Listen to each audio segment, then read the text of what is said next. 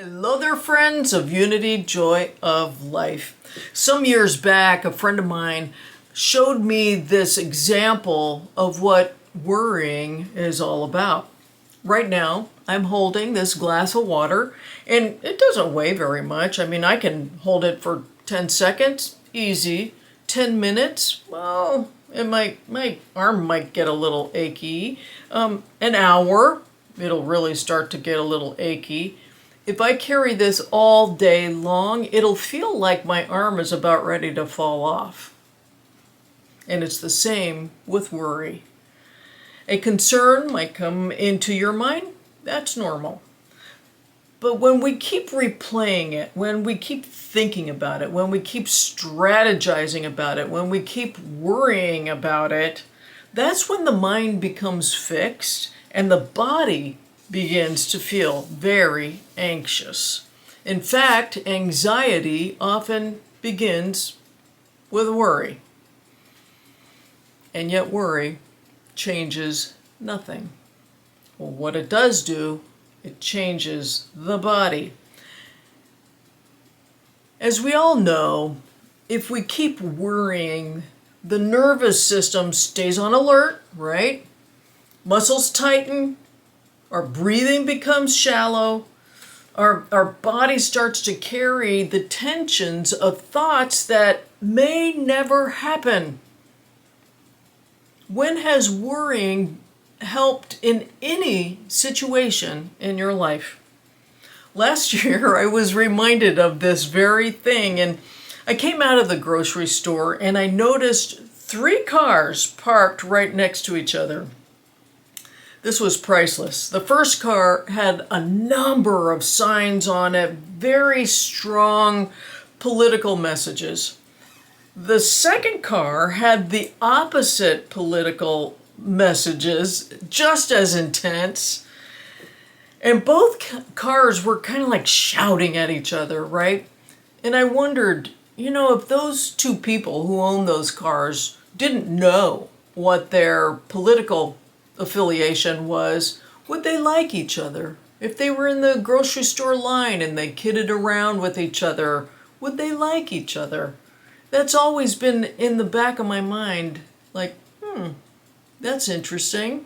But the third car, well, the owner of that car came out and I acknowledged her because it just simply said, trust divine order.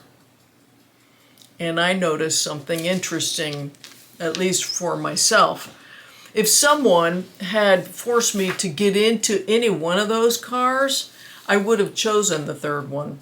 I felt peaceful. It made me realize that there's a lot of yelling going on planet Earth right now. Have you noticed that?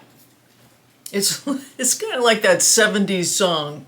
I'm not sure if I can sing it correctly for you, but that 70s song that went, signs, signs everywhere, signs, do this, do that, can't you read the signs? Remember that song?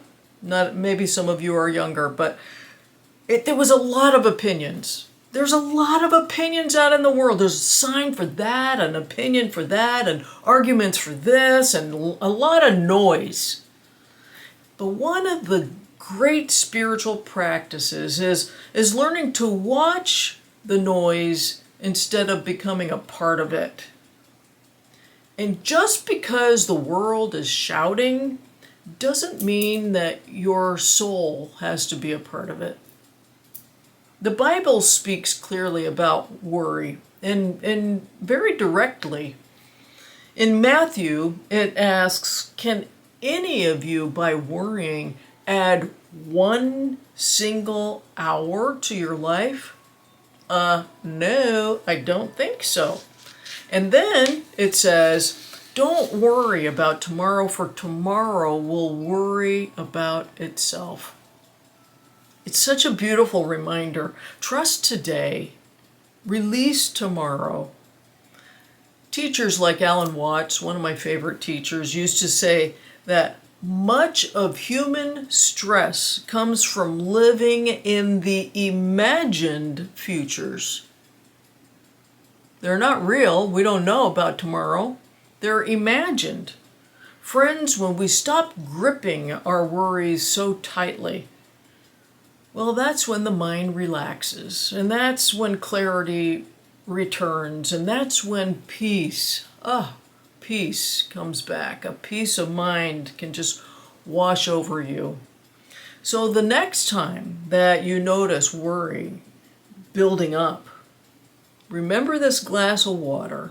You can hold it for a moment, but you were never meant to carry it all day long.